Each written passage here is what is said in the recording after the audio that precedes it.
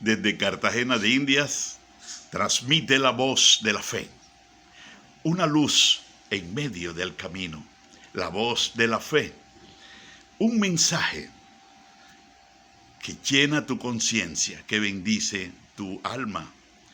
Gracias por suscribirte a nuestro canal, un mensaje a tu alma. Gracias por hacerte uno con nosotros. Gracias por enviar este mensaje a tus pastores, a alguien. Recuerda que cuando nosotros escuchamos y oímos el consejo de Dios, el Señor, este acto de humildad nos da crecimiento. Hoy quiero compartir con usted sobre las diferentes resurrecciones de las cuales nos habla la palabra del Señor. Encontramos una primera resurrección que es espiritual. Juan capítulo 5 versículo 24 dice: el que oye mi palabra y crea al que me envió tiene. El verbo tener está en tiempo presente, modo con tiempo presente, tiene. No dice que va a tener. No, está en subjuntivo, porque está afirmando la acción del verbo, tiempo presente. Tiene vida eterna. El que oye mi palabra y crea al que me envió, tiene vida eterna. Y no vendrá condenación, mas ha pasado de muerte a vida. Esta es una resurrección espiritual que experimentamos todos los que nacemos de nuevo.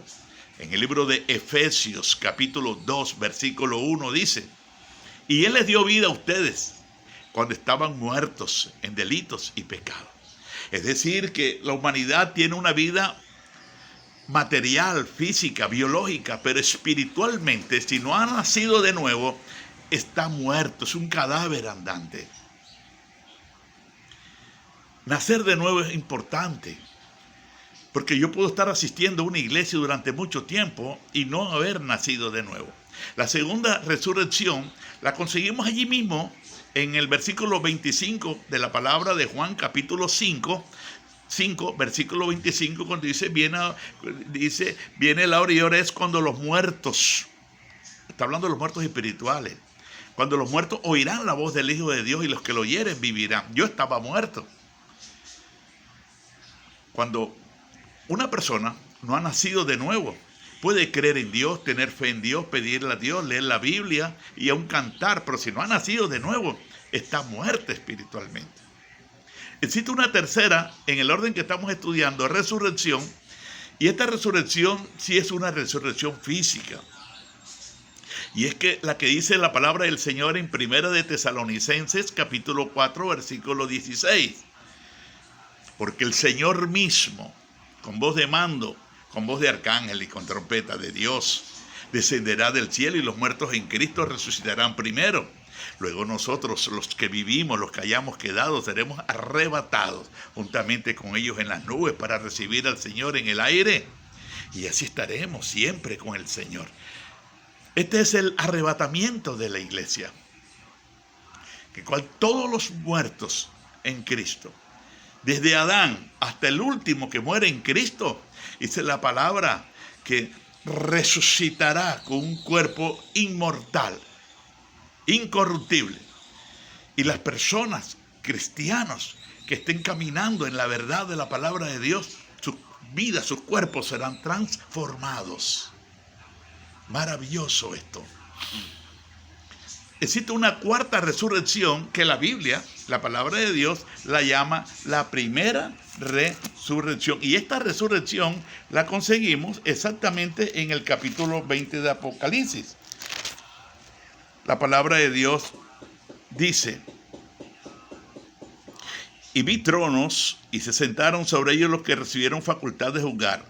Vi las almas de los decapitados por causa del testimonio de Jesús y por la palabra de Dios, los que no habían adorado a la bestia ni a su imagen y que no recibieron la marca en su frente ni en sus manos, y vivieron y reinaron con Cristo 1000 años. Bienaventurado y santo el que tiene parte en la primera resurrección. La segunda muerte no tiene potestad sobre esto, sino que serán sacerdotes de Dios y de Cristo, y reinarán con él 1000 años. Aquí está hablando esta primera resurrección, cuando Jesús venga con nosotros, con la iglesia.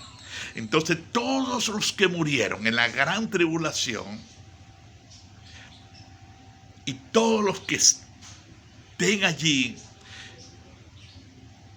van a tener, a vivir, a experimentar lo que la palabra de Dios llama la primera resurrección.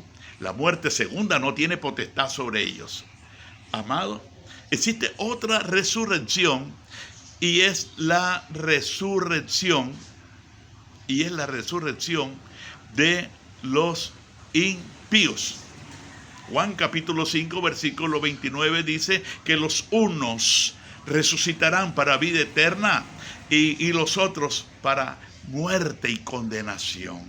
Esta resurrección que estamos hablando es la resurrección del juicio final. Es la resurrección donde las personas ya no tendrán otra oportunidad. Apocalipsis capítulo 20, versículos 14 y 15. Dice que los libros serán abiertos, y otro libro fue abierto, el cual es el libro de la vida. Y el versículo 15 dice, y el que no se halló inscrito en el libro de la vida será lanzado en el lago que arde con fuego y azufre. Mire usted que esto es tremendo. La pregunta es, si este es el juicio del gran trono blanco, si en este juicio ya nadie se va a salvar, ¿por qué el Señor llama los nombres? ¿Por qué el Señor llama a las personas? Si el Señor sabe que aquí y allí no hay nadie, la iglesia no va a estar presente. La iglesia no va a estar en el juicio del gran trono blanco. Amado, Dios es un Dios justo. Dios es un Dios veraz. Y quiero comentarte que en Apocalipsis capítulo 3, versículo 5, la palabra de Dios nos enseña que los que vencieron serán vestidos de ropas blancas. Y el Señor confesará sus nombres delante de los ángeles, delante de su Padre. Los que vencieren. Pero los que no vencieren, sencillamente se perderán eternamente. Millones de personas. Dios les mostrará el nombre donde lo tuvieron en el libro de la vida. Al morir la persona apartada del Señor, la Biblia enseña, la palabra de Dios, no lo enseño yo, lo dice la Biblia. Yo sencillamente me aferro a la Biblia. Dice la palabra del Señor que sus nombres serán borrados. Apocalipsis capítulo 3, versículo 5. Dice la palabra del Señor de la siguiente manera.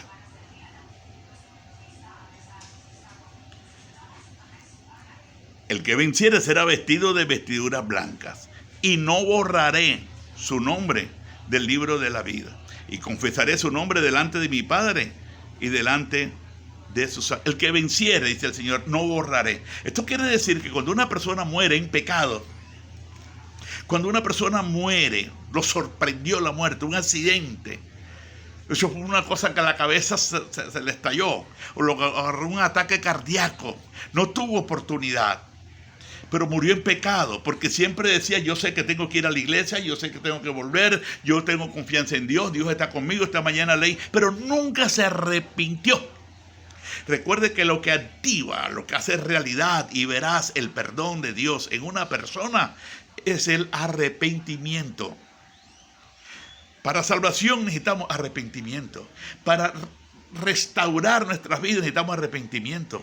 Para restaurar la comunión con Dios, alguien que se cayó en pecado necesita restaurar la comunión, necesita arrepentimiento. Para restaurar la amistad con un hermano, una hermana, dice la palabra que necesitamos arrepentimiento, y si se arrepintiere, perdónale, y se arrepintiere.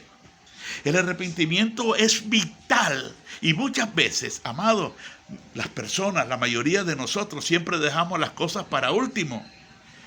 Y nos está hablando Dios a través del mensajero del Señor, a través del hombre de Dios, de la mujer de Dios. Y decimos, no, yo sé eso. Esta mañana oré. De nada me vale orar, de nada me vale leer la Biblia, de nada me vale cantarle a Dios si mi pecado me tiene esclavizado. Si mi pecado no es reconocido, si yo no reconozco mi pecado, yo no lo puedo confesar. Si yo no confieso mi pecado, si yo no reconozco mi pecado, yo no me puedo arrepentir.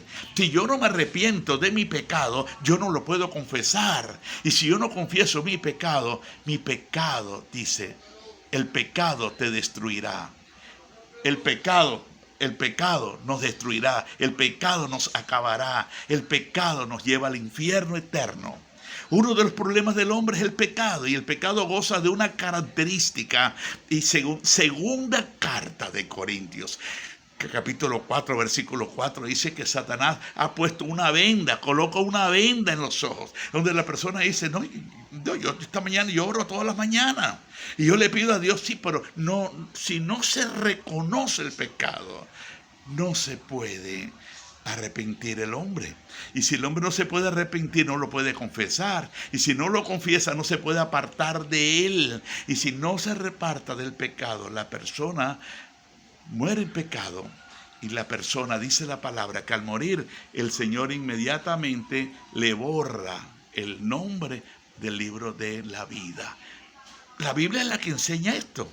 Esto no lo estoy enseñando yo, ni yo lo leí en un librito de MacArthur, ni yo lo leí en un librito. No. La Biblia me dice